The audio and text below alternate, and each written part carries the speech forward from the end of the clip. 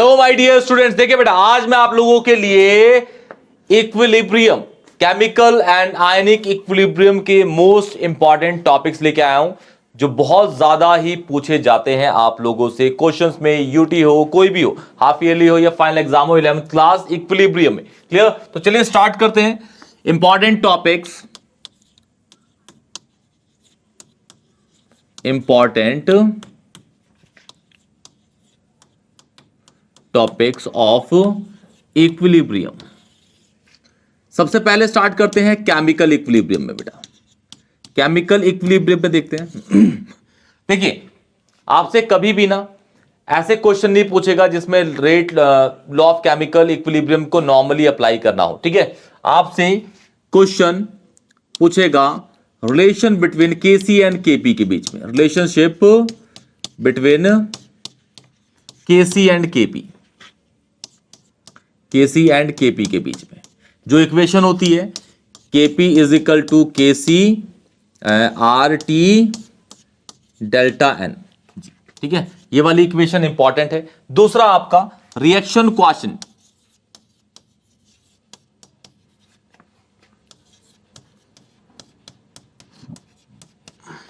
जो क्यूसी होता है आपका, याद है ना कि भाई ये वाले बताते हैं, ये चीज बताएगी बेसिकली कि रिएक्शन जो होती है वो फॉरवर्ड मूव करती है कि बैकवर्ड मूव करती है। इसमें ग्राफ होते हैं तीन। पहला केस, इसमें तीन केस बनते हैं। पहला केस, अगर केसी जो है वो क्यूसी से बड़ा है तो रिएक्शन कहां भाग रही है? फॉरवर्ड। कहां भागती है? फॉरवर्ड, फॉरवर्ड मूव करती है। केस टू, केस टू के अंदर अगर क्यूसी जो है वो बड़ा होता है केसी से तो बैकवर्ड मूव करती है, बैकवर्ड। अगर केस थ्री में, केस थ्री जो हो कि भाई केसी और क्यूसी दोनों के दोनों बराबर हैं तो रिएक्शन इक्विलिब्रियम पे ही मेंटेन रहती है। ये ज्यादा इंपॉर्टेंट है इसके अंदर। ठीक है, फिर थर्ड जो है आपका, जो जनरली पूछा जाता है यहां पे, factor affecting the equilibrium reaction, factors affecting the equilibrium reaction, equilibrium reaction. Equilibrium reaction को कौन कौन से फैक्टर अफेक्ट करते हैं? जिसके अंदर आपका ली चैटलियर प्रिंसिपल काम करता है, ली चैटलियर प्रिंसिपल। ये इसके इंपॉर्टेंट है बेटा टॉपिक। ठीक है, और इसके अंदर भी आपको बता दूं तो आपका कैटलिस्ट वाला बहुत ज्यादा इंपॉर्टेंट है। कैटलिस्ट कौन सा फैक्टर? कैटलिस्ट फैक्टर बहुत ज्यादा इंपॉर्टेंट है इसके अंदर। क्लियर है? तो केमिकल इक्विलिब्रियम में आपको इतना पढ़ के जाना है। क्लियर है बेटा? चलिए अब बढ़ते हैं आयनिक इक्विलिब्रियम पे। ध्यान से देखिएगा बेटा, चलिए इसको नोट कर लीजिएगा बेटा। देखिए आयनिक इक्विलिब्रियम में, आयोनिक इक्विलिब्रियम में आयनिक इक्विलिब्रियम में आपको कौन कौन से करने हैं?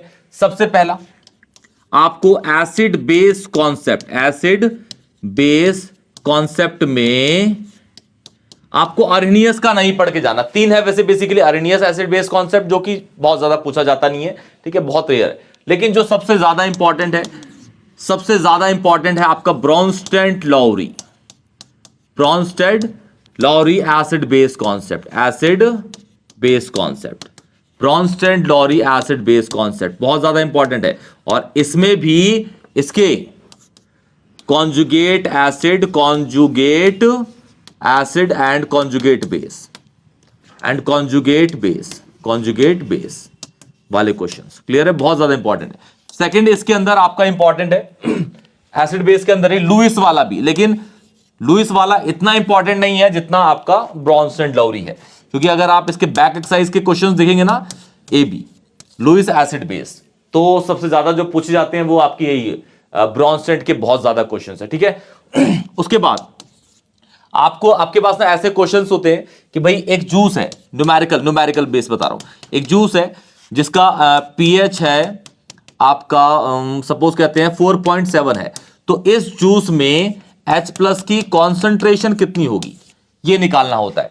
तो पीएच से सीधा निकालना है भाई, पीएच से H प्लस की कॉन्सेंट्रेशन, तो pH is equal to minus log of H plus का फॉर्मूला सबको पता है, माइनस उधर डालेंगे, माइनस उधर चले गया और लॉग को उधर भेजेंगे तो ये बन जाएगा anti log, anti log H plus की कॉन्सेंट्रेशन निकाल देगा यहां से। तो इसके लिए आपको एंटी लॉग पता होना चाहिए बेटा, एंटी लॉग की कैलकुलेशन इंपॉर्टेंट है इसके अंदर, और ये हाई रेटेड क्वेश्चंस में आता है, ये वाला हाई रेटेड क्वेश्चंस में, हाई रेट क्वेश्चन है ये, इंपॉर्टेंट क्वेश्चंस में आता है बेटा, ठीक है। इसके बाद जो है आपका, इसके बाद आपका आता है जो सबसे ज्यादा इंपॉर्टेंट, मतलब ये इंपॉर्टेंट पोर्शन है इसका, मैं बता रहा हूं, ठीक है, बहुत ज्यादा इंपॉर्टेंट आता है आपका ही।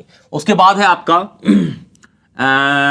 KSP, सॉल्युबिलिटी प्रोडक्ट के न्यूमेरिकल्स, सॉल्युबिलिटी प्रोडक्ट के न्यूमेरिकल्स, प्रोडक्ट के न्यूमेरिकल्स, न्यूमेरिकल्स, ठीक है, बहुत ज्यादा, जैसे KSP वाला होता है, KSP वाले क्वेश्चन बहुत ज्यादा इंपॉर्टेंट। इसके बाद जो आपका लास्ट है वो आपका बफर सॉल्यूशन पूछ सकता है, लेकिन स्टेटमेंट, ठीक है, कॉमन आयन इफेक्ट की भी स्टेटमेंट। तो स्टेटमेंट के पर्पस में आप याद रखिएगा, स्टेटमेंट के रिस्पेक्ट में कॉमन आयन इफेक्ट दोनों इंपॉर्टेंट है, ये भी इंपॉर्टेंट है, एंड आपका